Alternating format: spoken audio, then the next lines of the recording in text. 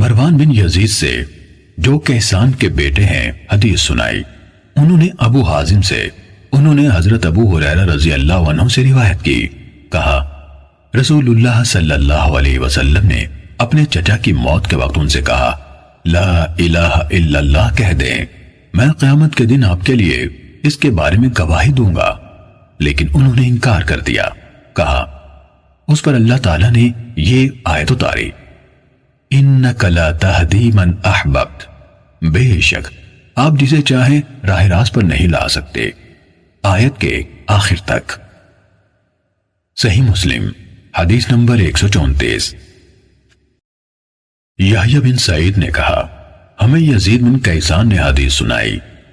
اس کے بعد مذکورہ سند کے ساتھ حضرت ابو ہریرہ رضی اللہ عنہ سے روایت ہے کہ رسول اللہ صلی اللہ علیہ وسلم نے اپنے چچا سے فرمایا لا الہ الا اللہ کہہ دیجئے, میں قیامت کے دن آپ کے لیے اس کے بارے میں گواہ بن جاؤں گا.